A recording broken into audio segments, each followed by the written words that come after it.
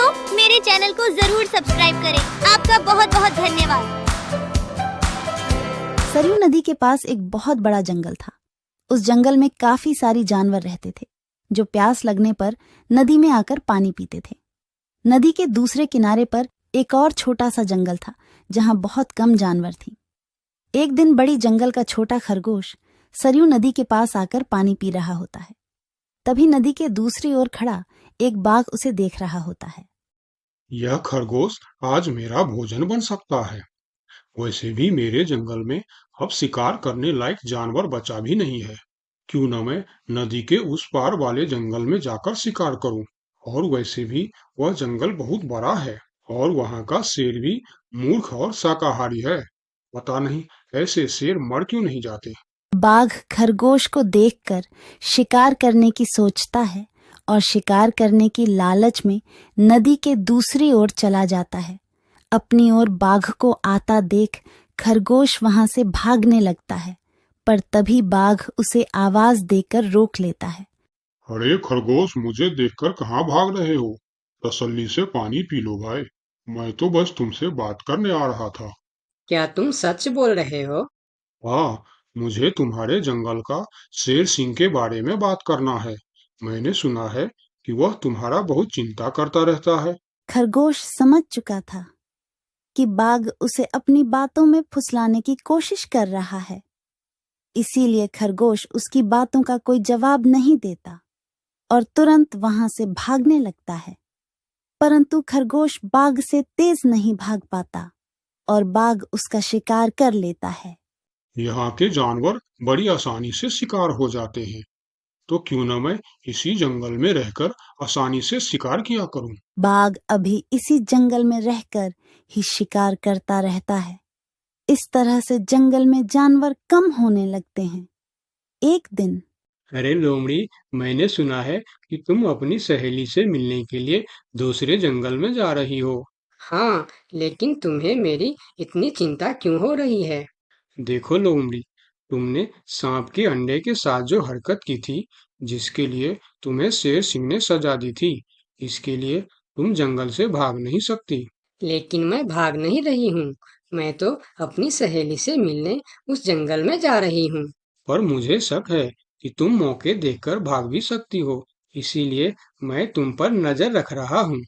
देखो भैया, मैं शेर सिंह की हुक्म का पालन कर रही हूँ, लेकिन तुम अपना ड्यूटी ढंग से नहीं कर रहे हो। क्यों? तुमको क्यों लग रहा है कि मैं अपनी ड्यूटी ढंग से नहीं कर रहा हूँ? दरअसल इस वक्त तुम्हें जंगल में हमारी जानवर पर ध्यान रखनी चाहिए, क्योंकि हमारी जंगल की जानवर कम हो रहे हैं। सुना है जंगल में कोई शिकारी घुस आया है जो हमारे जानवरों का शिकार कर रहा है। लोमड़ी, तू चालाक है, ये मैं जानता हूँ, लेकिन मैं भी इतना बेवकूफ नहीं हूँ, ये तू जान ले। मैं तेरे बातों में नहीं आने वाला। याद रखना, अगर आज तुम मेरे बातों पर यकीन नहीं करोगे, तो तुम भी किसी दिन कोई शिकारी जानवर का शिकार बन जाओगे। चाहे जो भी हो जाए, मैं तुम्हें यहाँ से जाने नहीं दूंगा। देखो, मेरा जाना बहुत जरूरी है। मैं 2-3 दिन में वापस आ जाऊंगी। मुझे जाने दो।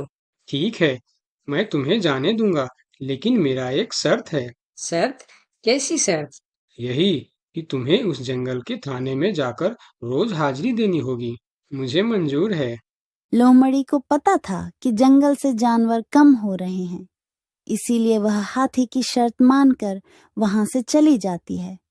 वहीं दूसरी ओर हाथी जंगल की निगरानी करने लगता है। तब दिखता है कि जंगल से कुछ खरगोश गायब है।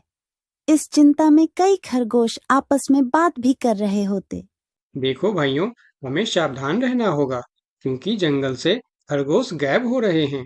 हाँ, लेकिन इस बात का फरियाद हमें शेर सिंह को करनी चाहिए। तभी खरगोश की बात सुनकर हाथी उनके पास आता है। क्या हुआ है भाई? तुम सब आपस में क्या मीटिंग कर रहे हो? मुझे भी बताओ। हाथी भैया, तुम शेर सिंह के सेनापति हो। क्या तुम हमारी फरियाद राजा तक पहुंचा सकते हो? अरे भाई, तुम्हारी रक्षा करना ही मेरा ड्यूटी है। बताओ, तुम्हारी क्या शिकायत है? हाथी भैया, कुछ दिन से हमारे कई साथी गायब हो गए हैं। अगर तुम्हें अपनी जंगल की फिक्र है, तो हमारी साथी खरगोश को ढूंढ के लेके आइए। क्या तुम्हें किसी पे शक है? हम सिर्फ इतना जानते हैं कि जो खरगोश गायब हुए हैं वह सब पानी पीने के लिए नदी के पास गए थे और तब से वापस नहीं आए हैं। और वह लोग गायब कितने दिन से हो रहे हैं? पिछले कई दिन से एक एक करके खरगोश गायब हो रहे हैं हाथी भैया। खरगोश की बात सुनकर अब हाथी को भी लोमड़ी की बात पर यकीन हो जाता है। लोमड़ी भी यही कह रही थी कि जंगल में कोई शिकारी आया है। हाथी वहाँ सोच ही रहा होता है कि तभी वहाँ 2 बकरी आती है। हे भगवान, अब क्या होगा? कौन बचाएगा हमें? अरे बकरियां, क्या हुआ है तुम्हें? क्यों रो रही हो? हाथी भैया, अच्छा ही हुआ जो आप हमें यहीं मिल गए। हम शेर सिंह के पास शिकायत करने जा रही थी। तुम भी शिकायत करना चाहती हो? हाँ, आखिर तुम लोगों का क्या तकलीफ है? हाथी भैया, कुछ दिन पहले कुछ खरगोश जंगल से गायब हुए थे और अब बकरियां भी गायब हो रहे हैं। लगता है कोई शिकारी हमारे जंगल में घुस आया। पूरा जंगल इसी बात से परेशान था कि आखिर उनका शिकार कर कौन रहा है।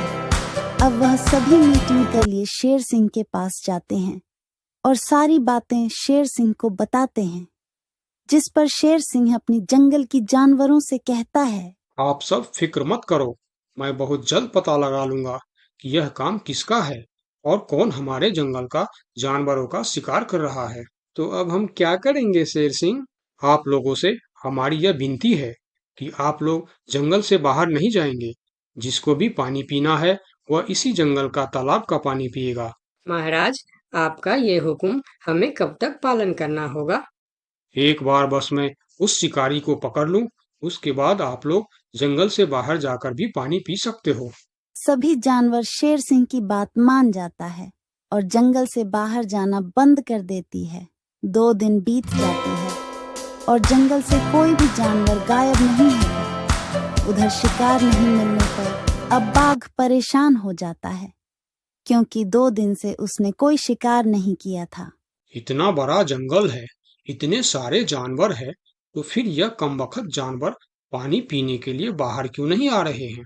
2 दिन से मैंने कोई शिकार नहीं किया। भूख के मारे मेरी जान निकल रही है।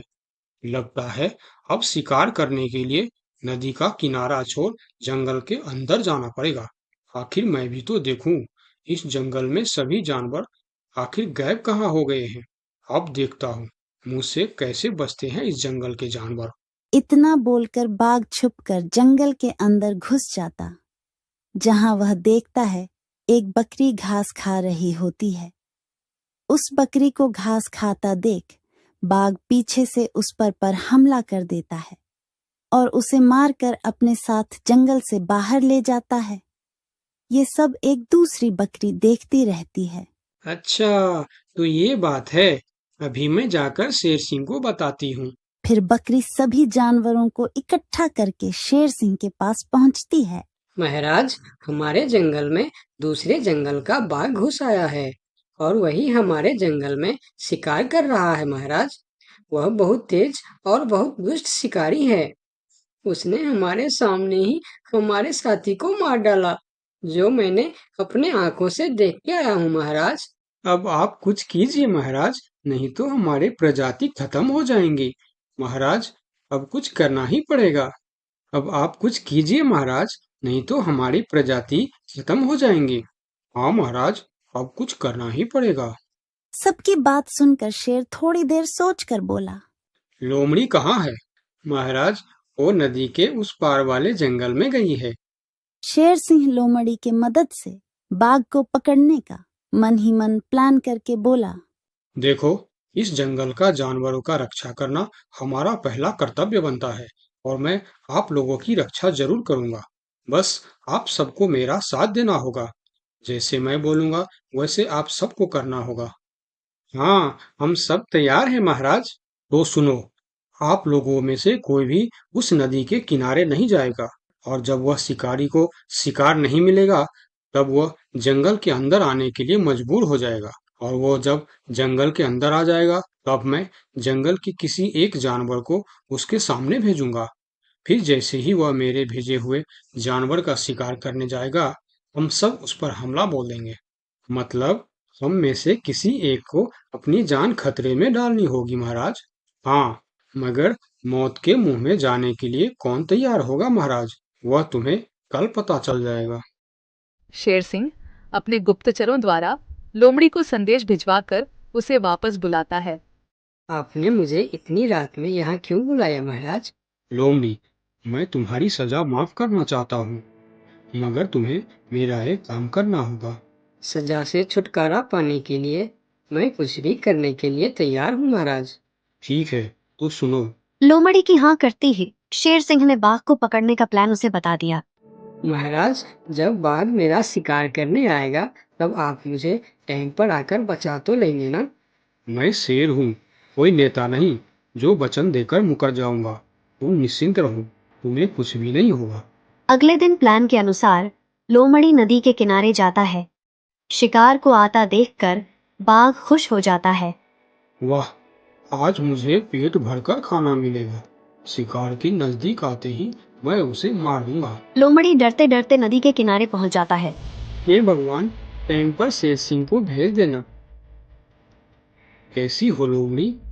मैं ठीक हूँ बाघ भाई। अभी तो तुम ठीक हो, लेकिन थोड़ी देर बाद ठीक नहीं रहोगे। क्या मतलब? मतलब ये कि मैं अभी भूखा हूँ, और जब मैं भूखा होता हूँ वो किसी का भी शिकार कर लेता हूँ।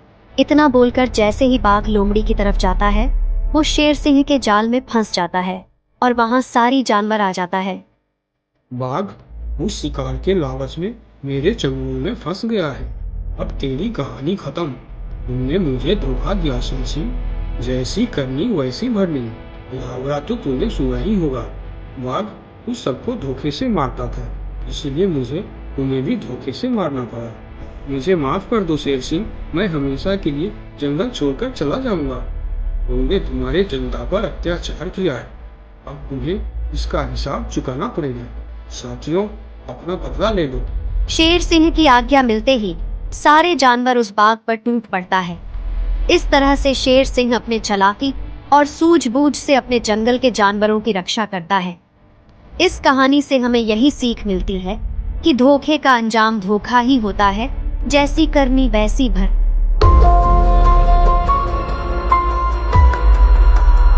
बहुत साल पहले की बात, लक्ष्मीपुर के जंगल में एक पुरानी झील थी। वहां दिन में तो कोई घटना नहीं हुई, पर थोड़ा सा भी अंधेरा छाता कि वह झील एक खूनी झील बन जाती।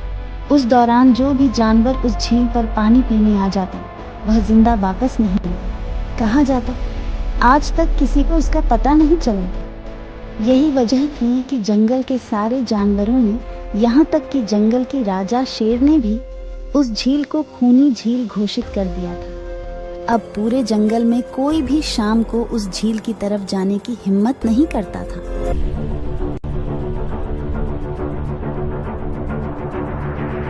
एक दिन उस जंगल में एक बंदर आ जाता है। उसकी और खरगोश की मुलाकात होती है।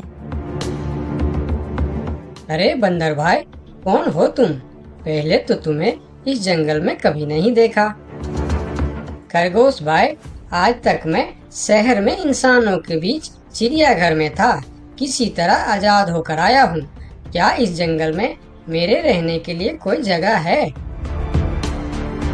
हाँ बंदर भाई, ये हम जैसे जानवरों का घर है, इंसानों का चिड़ियाघर नहीं।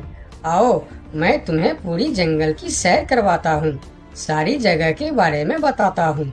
जो जगह पसंद आए वहीं टिक जाना। और खरगोश बंदर को पूरा जंगल घुमाता है। हाथी, जिराफ जैसे कई जानवरों के रहने की जगह ही नहीं, वहां के राजा शेर की भी गुफा दिखाता है, पर उस खूनी झील के बारे में ना बताता है और ना उसे वह दिखाने ले जाता है।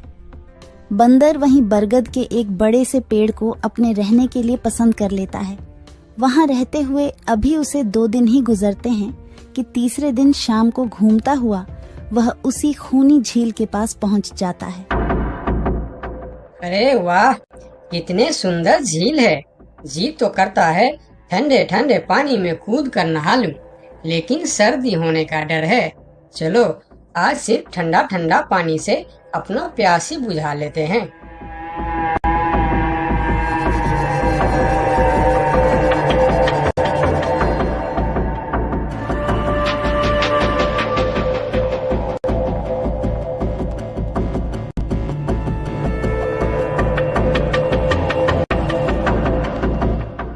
अरे बंदर भाई, तुम इतने डरे हुए क्यों हो?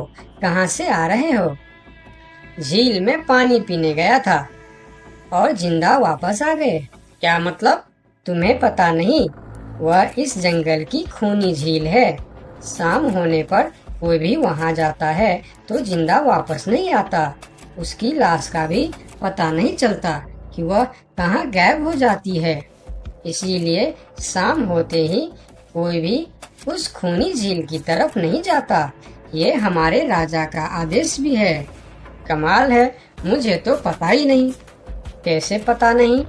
तुम्हें वह खरगोश भाई ने बताया नहीं? लो, खरगोश भाई भी आ गया। अरे खरगोश भाई, आपकी वजह से आज बंदर भाई की जान जाते जाते बची। मेरी वजह से? हाँ, तुमने बंदर भाई को पूरा जंगल घुमाया, हर जगह के बारे में बताया। इस खूनी झील के बारे में क्यों नहीं बताया? भूल गया भाई, मैंने तो सोचा ये तो पेड़ पे रहते हैं, इन्हें झील से क्या काम। अभी अभी इन्हें खूनी झील की खूनी ने पकड़ने की कोशिश की, ये तो बाल बाल बच गए, वरना खूनी झील की खूनी, क्या तुमने उसे देखा? क्यों, क्या तुम लोगों ने आज तक नहीं देखा? नहीं, हम में से कोई कभी भी शाम को उस तरफ जाते ही नहीं और दिन में कोई घटना नहीं होती। और यह बात वह जाकर शेर के दरबार में सभी को बताता है। उसकी बात सुनकर किसी को भी यकीन नहीं आता है। क्या बात कर रहे हो बंदर? मैं सच कह रहा हूँ महाराज, लेकिन हम लोगों तो कभी आज तक देखा ही नहीं, क्योंकि आप लोग उसे खूनी झील समझकर दिन में ही वहाँ जाते हो और शाम होते ही आप लोग डर के मारे वहाँ जाना बंद कर देते हो। पूरे दिन वह मगरमच्छ झील में छुपा रहता है, शाम होते ही चुपचाप निकलता है और झील के पास पानी पीने आए जानवरों को खा जाता है। और आप लोग समझते हैं कि यह झील ही खूनी है, जबकि खूनी यह झील नहीं, इसमें छिपा हुआ मगरमच्छ है। हमें तो यकीन नहीं हो रहा है। वही तो बंदर भाई, हमें अगर पहले पता होता कि आप इतने बड़े झूठे हो तो हम अपने जंगल में आपको रहने की कभी जगह नहीं देते। अरे यार, आप लोग मेरे बात पर यकीन क्यों नहीं करते? मैं आप लोगों का भलाई के लिए ही बोल रहा हूँ। अगर तुम्हारी बात सच्ची है तो क्या तुम उस मगरमच्छ को हमें दिखा सकते हो?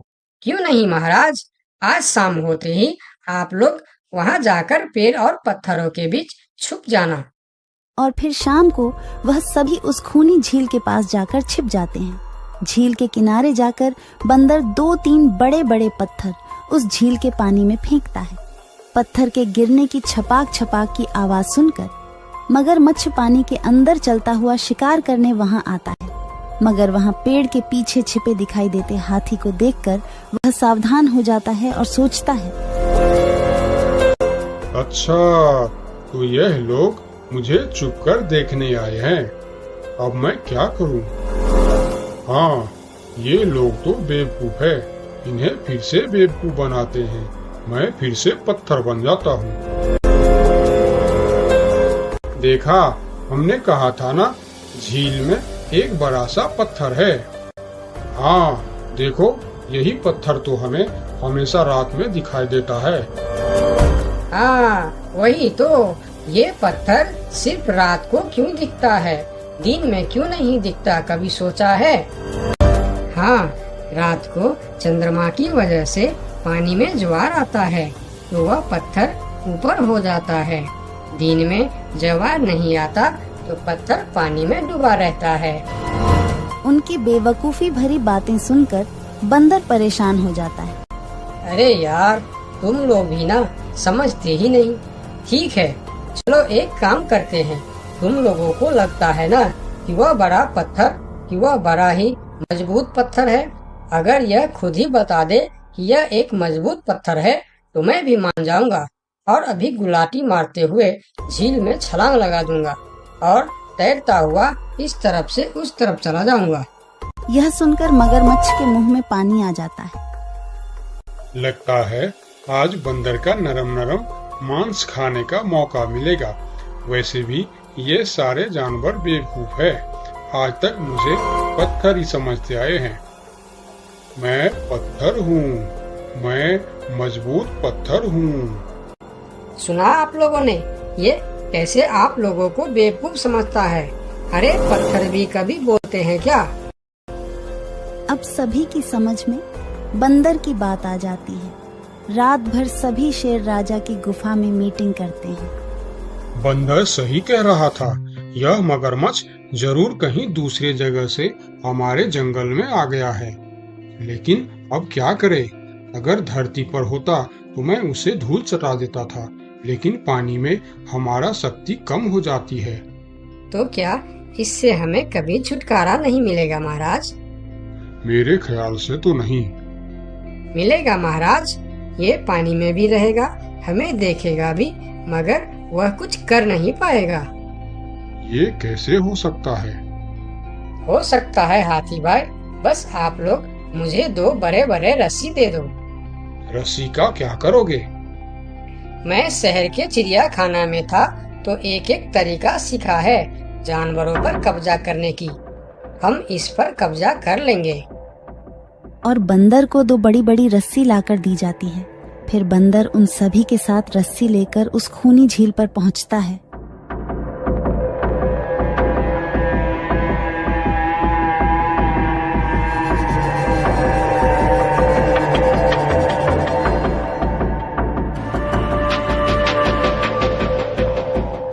कल तक तो यह बंदर मुझे देखकर भागता था और आज पानी पीने आया है। लगता है ये भी दूसरे जानवरों की तरह मुझे पत्थर समझने लगा है। अभी इसे अपना निवाला बनाता हूँ।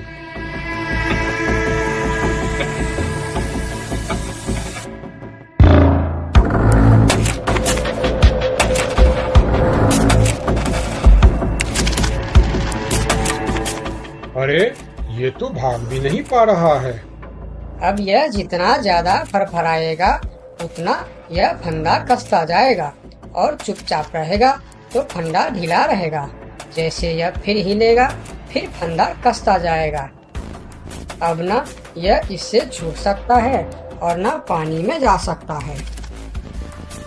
अरे वाह, फिर तो यह हमारा कुछ भी नहीं बिगाड़ सकता। अब हम सारे जानवर इस झील में कभी भी पानी पी सकते हैं, कभी भी नहा सकते हैं। अब यह हमारा कुछ भी नहीं बिगाड़ पाएगा। अरे वाह बंदर भाई, मान गए।